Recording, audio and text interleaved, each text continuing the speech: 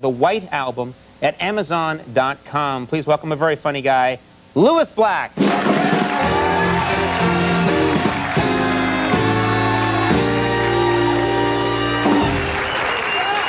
You know, this country is absolutely insane. And it's not just the fact that we can't elect a new president. I'm talking about the Weather Channel. What is that about? It's 24 hours a day of weather. Am I missing something here?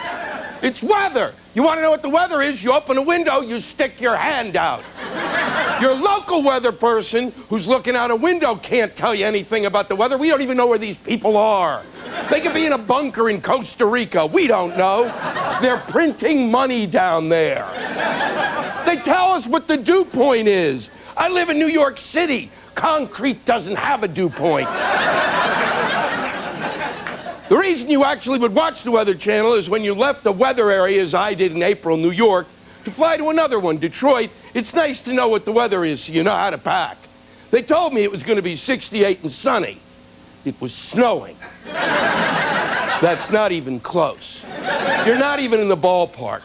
Why do we have weather people? What we should have are chimpanzees dressed up. And we give them darts. And they throw it at the dartboard. And it's 8 and 7 is 15 and 20 is 35 and 18 is 53.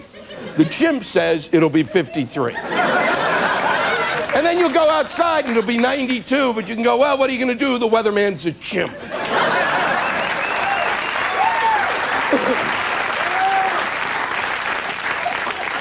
They asked me to come on the show this evening to talk about the election, but since we don't know anything, I've got nothing to talk about.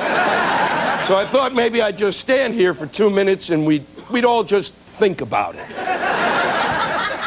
Voting was brutal yesterday, though. That was horrible going into that booth. Standing there, it felt like hours, trying to figure out which of the jackasses I disliked more so I would know which one I should vote for. And in New York City, it was even worse. They had an insult to injury. We had to vote for a senator.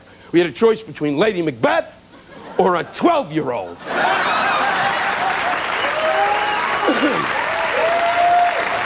Can somebody explain to me how Rick Lazio became a congressman?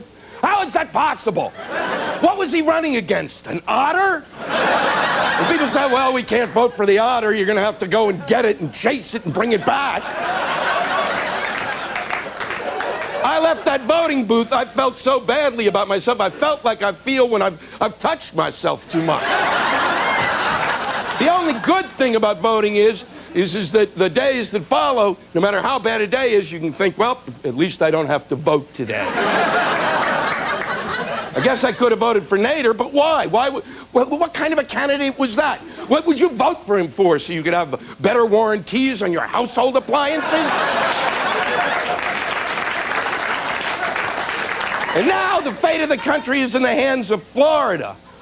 Hello! These people live in an area where the humidity is over 100%. And you know how you know it's over 100% humidity? When you're walking down the street for 5 minutes thinking to yourself, you know, I should have put deodorant on my genitals. You can't think in that kind of weather. You know, today, it actually struck me maybe a military coup wouldn't be bad.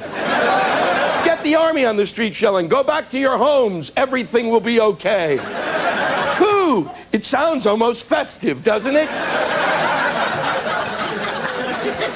There's a reason that we didn't vote, you know, that the vote was inconclusive last night. And the reason is we're telling ourselves something. We don't want either of them.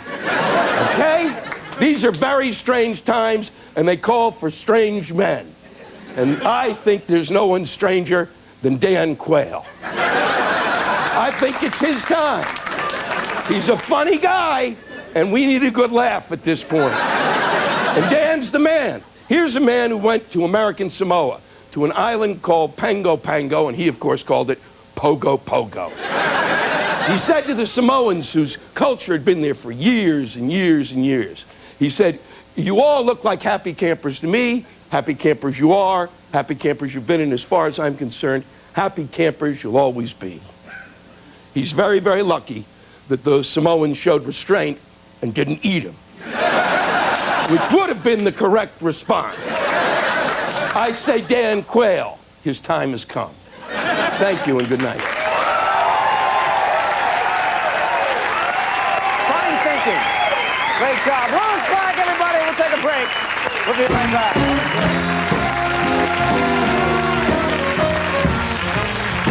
Yeah, Hawaii.